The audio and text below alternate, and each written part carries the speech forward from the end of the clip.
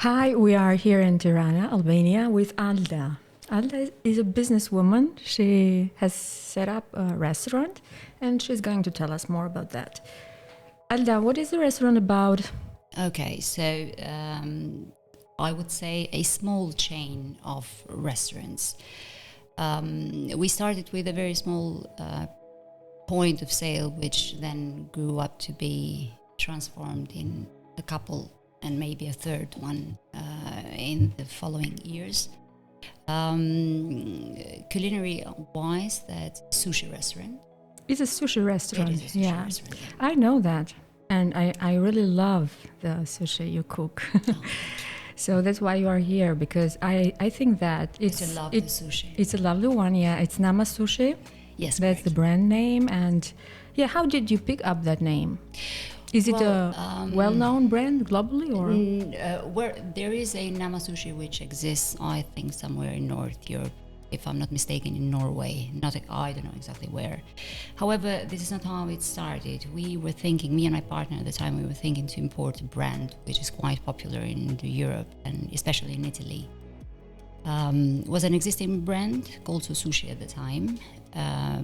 We thought it would have been easier to introduce something which is already set up and not have to suffer with the creative side of the merchandising or what comes with setting up a new business.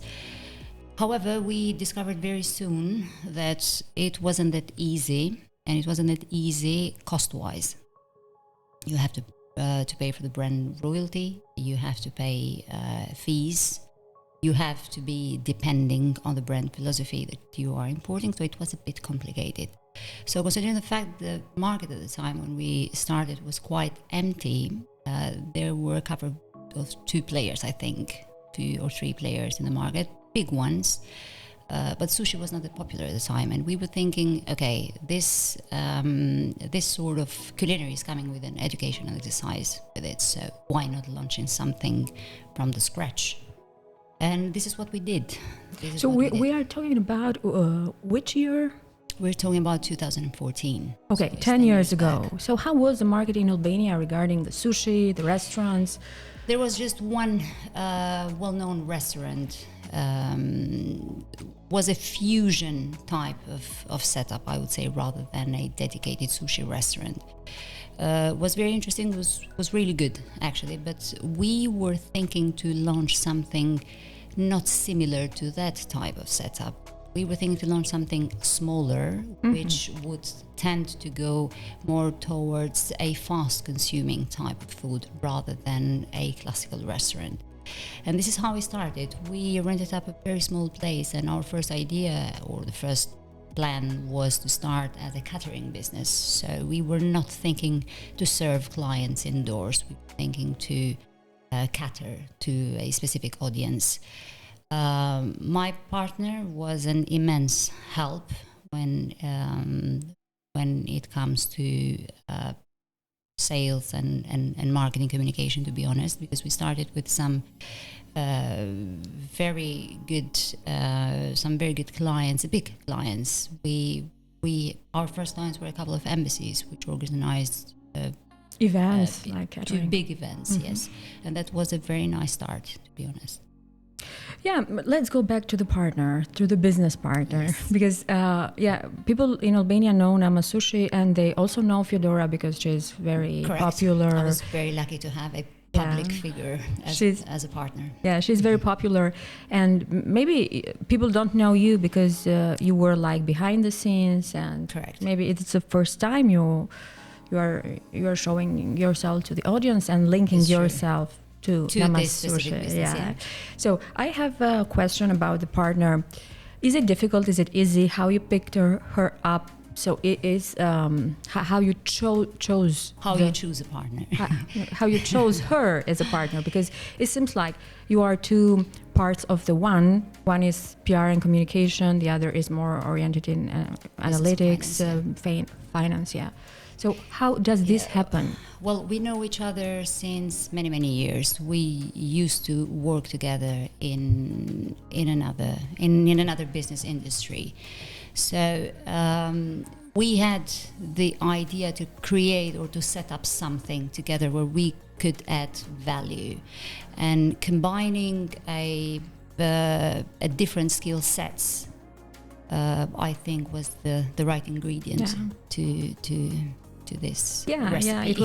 It was really good. So if we have an audience with young people who want to get into the business, we want to deliver a message, and one of these messages is that along the way you meet people, and maybe Correct. you find your potential business partner when you walk the way.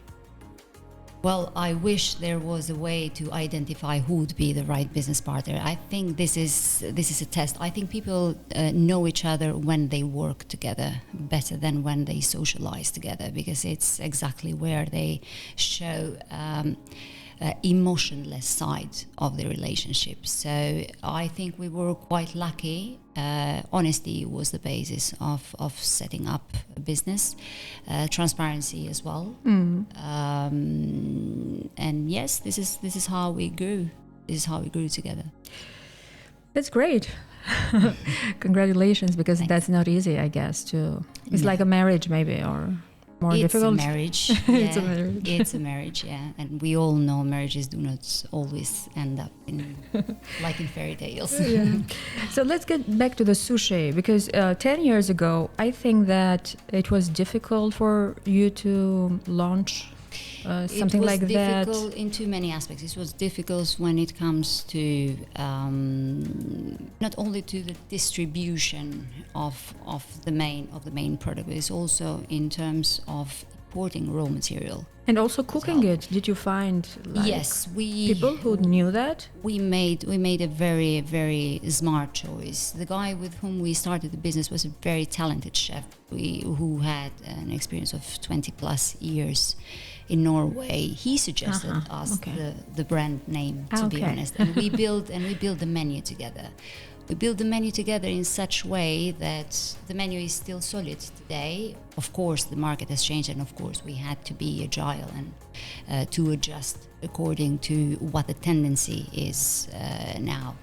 But it was so easy to work with someone who is sophisticated and knowledgeable in what he does. Because, for example, from the financial point of view, we designed the menu, but I had to weight financially the menu. So I had to know how much does it cost to me to produce one of the elements that we have in the menu, because that helps calculate then what would be the raw material needed to produce such a recipe.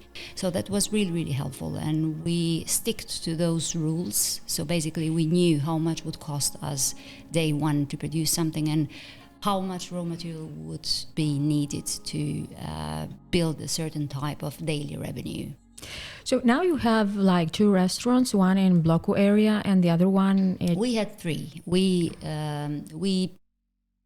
tested the Kosovo market as well. Oh yeah, you went, and that's a perfect example when you discover that you can't change the customer behavior when a specific product is not familiar or consumable regularly.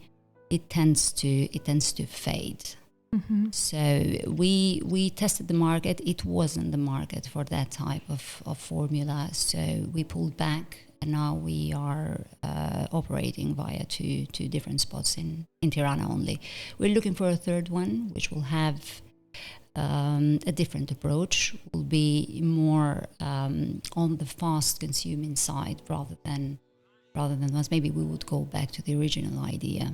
Oh, I see. But maybe it was anticipated as time to go to Kosovo or to another location. Are you thinking to go back there and try in a couple of years? No, I don't think that's an option. So you like Tirana? Yeah, I do like Tirana. I think the dynamic of Tirana justifies perfectly the business formula. And that location that you have in Kalaya? The second one, location is key. We tested this with our first point of sale, which was a bit more in the outskirts of Tirana, and we discovered that location is key. So that's why we So it is like in the books. Well, exactly. Location, place is important. Exactly. It looks like you verified that. Yes, exactly. Now, you are two women in business. Correct. How is it being two women in business in Western Balkans? So is it difficult? Did you have any help, financial help? I mean, through grants? Did anyone support you? No. Everything was self-financed by both of us. We never tried actually to access other source of funds. We might have. I don't think they were so familiar 10 years back, but I think now it's quite easy. And in another meeting, funny enough, I had today, we discussed the potential of setting up a fund which invests in women that want to invest in business. Oh, so that's beautiful. Yeah. Okay, so you have to go through the challenges you had yourself and to help others. Correct. How did you find the money for your business? So how is this financing thing? You borrow, your parents help. I don't know how it happens, but well, in our case, was personal savings because the setup costs were not very high. Were not that aggressive, I would say, and we started small. And that's why you picked up that location. Maybe correct. We started it wasn't that small, good, and the main idea was to have controlled fixed costs. How do you feel like about the brand? Because now you have created a brand. You are and Fyodora, your partner in business, that is well known, and people know that it has a certain taste, so it is differentiated. When you think about Nama Sushi, I'm happy to hear that. Yeah, when you say Nama Sushi, so I go around the sushi experience, so I love it. And when I think about that, I say that it's so clean and fresh. Clean and fresh, yes. Yeah. Was that the purpose? So yes, this is how it is. Nama in Japanese means raw. Oh. So if you eat sushi in Asia, you'll immediately discover that it's very different from the fusion type of influences that we see in Europe. So it's much more raw. It's I can't say it's basic, but the flavors are restrained. So we try to keep that. Okay, so that was your target, and you are protecting it. If we are talking differentiators, yes, that would be our differentiator. Definitely. That's great. So my next question is this business growing, and are there any challenges because the country is small, competition is growing in 10 years? It's not like you were two in 2014, true. And how many are today in the market? I don't know. I think roughly 10 different providers. Yes, it's the business has grown in a very sustainable way. We have two different point of sales, which I would like to say specialize in different type of delivery. We tend to keep the small one more on the catering side and the big one more on the indoor serving side. So I think this type of hybrid works. It was quite okay, I would say, even during pandemic, which was quite challenging for many businesses. But because people at the time used to consume from home, was sort of opportunity. Yes, as someone smart said, never lose a good crisis. So yeah. Where crisis is, opportunity rises. Yeah. I'm very curious to know about the worst day of an entrepreneur. So just go back in time in your memories and find some day that you said, oh God, what when we decided to grow slightly bigger from the original formula, we were looking to set up camp in a nice area. Of course, the funds were restricted. It wasn't easy. And I think we made a very bad choice. And we set up camp somewhere which size-wise would justify the business plan, but location-wise was a disaster. So we saw sales plummeting in a very short time, and we had to react really fast. we did not suffer 2 months, so I would say we were fast to make another decision and move elsewhere where things changed drastically. Okay, that's interesting because you started with the plan A and then you moved with high flexibility to another direction, let's say. So you changed the location the style also, yes, I guess. We changed the formula. We decided to have guests inside rather than serving only via catering channels. We discovered that people enjoy consuming food inside, so this is how we decided to go bigger. But again, bigger in a very conservative way, not crazy luxury, expensive in big venues, which is amazing. You see in Tirana something that you don't see elsewhere, and you know better than me. You see luxurious places, massive ones, and I'm always curious: are they profitable? Because you always think in terms of costs and exactly, lots of people. Analytics. Rent is like Very high. London rents. So. Yeah, we know that story. But let's stay a little bit longer to these decisions that you have taken, because you changed the formula, and that's the big decision. How is it? Because when you are alone, you take that decision alone and you move ahead. But when you have a partner, you have to convince her or him. And when she is communication and PR and you are financial, I think that it gets very, very difficult. How is it?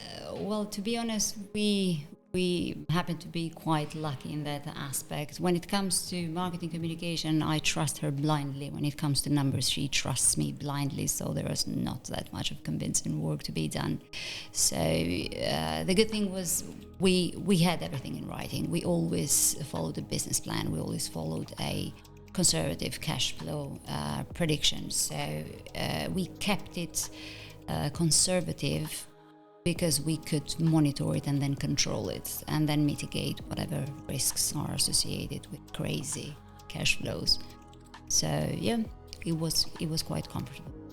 Yeah, so I see you have to be experts in some fields, different fields maybe, and you have to build trust between Trust is the key. I would start with the trust. In a partnership, if you don't have to look over your shoulder and to see how to protect yourself, partner, that's the key. Have you ever thought that maybe if I had this business only by my own, I would do it better? No, I'm a fan of sharing. I'm a massive fan of sharing, and I've always been, I'll always be. It's better to be more than one, and I don't think people create very, very good things alone. I have never seen this. I've seen people building good, solid things not alone. Yeah, I see. That's a very great message, I think, for young people. But let's get back to growing the business or being an entrepreneur for a long time. Are you planning for something new for Sushi, or maybe? Yeah, I know, because when you get once in entrepreneurship, you always need something else, or maybe you personally are doing something else. I don't know. Well, you know the classic curve. I know. So let's say we are in a lucky flat phase, which will not be flat eternally. So we need to come up with something to move into that direction. So that's why we're thinking about a third point of sale, which will not serve the same menu as the other two, be slightly different. But also, even with the current of sales, you always have to work with the menu. You have to work with people, actually, because they tend to get lazy, less creative. Yeah, you mean the team? You mean the team? Yes, you need to train them. Yeah. How is the team? How are the employees? It's a team of very young, talented people.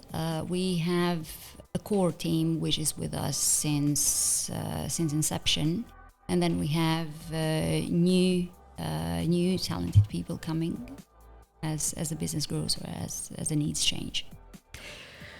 My next question is if you feel proud about Sushi, or you need bigger thing maybe to feel proud. So, and what makes you proud in it?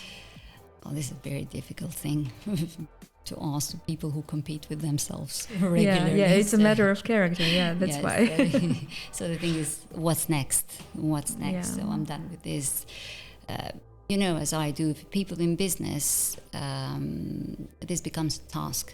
You just tick your box and you move forward. It's sad to say that sometimes we forget to stop and cherish what we have achieved. Yeah. And someone else has to remind us. Yeah. But even when they remind us, it seems like that. Okay, it's just business. This is how it works. Yeah, I see it, and I realized it in many interviews I had. So it seems like you are just thinking for the destination, to move forward, but you are not feeling what people think about that. Yeah, so maybe it helps when the vision is clear. As we say, if you don't know where you're going, you might not arrive there. So how is your life as an entrepreneur, as a businesswoman, as a mom also, so as a woman? Difficult, challenging. You have to juggle between too many things at the same time. You have to try to keep everything under control. Not always is possible. We're all humans, so it's difficult. But once you create a routine, it's doable. Are you hardworking? So are you working a lot of hours a day, or is it like I'm a boss? Other people other people work for me, so I give orders. I'm okay. How is it? I don't know what that means. I'm happy to say I'm a workaholic person. I never trust a model when someone tells you have to do something because they are saying it, not because it's the thing that needs to be done. So, no, I was quite lucky to work with in growing pace businesses. So I grew there with them. I've been lucky to be led by quality people. So no, bossy is not the trend. There is a new one. Do you think that successful people have to work hard, or they have to be lucky? No, I don't believe in luck. I believe we create our luck. Okay, so these young people who want to be business people, they need to think that they are going to work hard, not that it will come like that. Nothing comes like that. You have to work hard. You have to have your eyes open. You have to show up. Because we've seen people who miss opportunities like this. Everything was there, they never catched it. So when the bus is gone, it's gone. So 90% you have to show up. Okay. And 10% you have to work hard. Definitely. And what are these other skills that these young people should have, or that they should see in themselves, like self-confidence, or I don't know. So what do you think are the main skills they need? Self-confidence is something that we build with time. I've not been who I am in my 20s, of course, none of us was. I think the need or the necessity to keep learning continuously and to wanting to achieve more and to wanting to explore.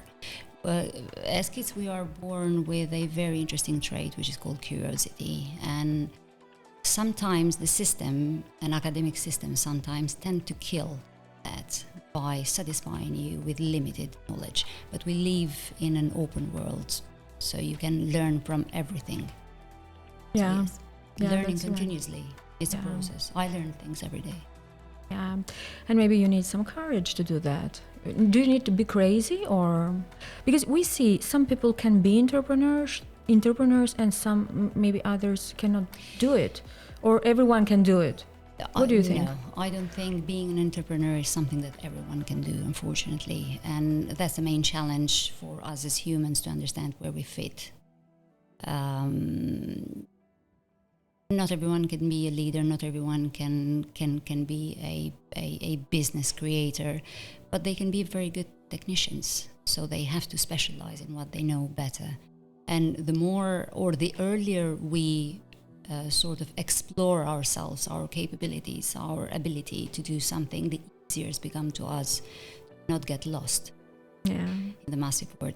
It's funny, we divide the personalities in a very interesting matrix. We've got people who are hostages of the environment, so they have everything. They are born in the wrong place. We've got people who are hostages of themselves. They have every ingredient possible around, but they can't do it. We've got people who are lost, don't know what to do with their lives, and we've got architects. Wherever you throw them, they will build the reality around them. So the more we tend to go towards the architects, the better it is. That needs a lot of self-work. Yeah. Do you think that it's a matter of age? It's a matter of environment. Yeah, you also mentioned that. But does that change over one's life? So we see some people that they can be entrepreneurs at 20, but others that maybe get at 30, at 35. So when was your age that you started your own business? And do you think that people are different and maybe they change their mind? So at the start they don't have courage to be entrepreneurs, but after 10 years maybe they think that they can do it. Well, it depends. It depends from the circumstances of your life. I've been quite lucky to work in well-established entities since my early days after the university, or even during the university actually. Being attached to a structured business helps you, and we as Albanians have a very good trait, but helps you a lot create an idea how it is to own a certain responsibility. And then as you grow, you can easily, but you can understand, do you want to stay there and grow within a structure, or do you want to build a structure yourself? I don't think someone wakes up in the morning and says, I'm going to just start a business. Elon Musk did. Burned up 3 garages. It's Elon Musk, and I don't think we've got many like him. However, the beauty is that we live in a world without boundaries, and young people have the possibility to test themselves in different markets. And this is what I always say. If you don't have baggages, just get a bag and go in Asia. Yeah, that was it. Get a bag and go wherever you want. Wherever you think. Alda, thank you so much for sharing your ideas with the podcast. Thank you for I having me. hope we see you again. Thank you so much. It'll be a pleasure. Thank you.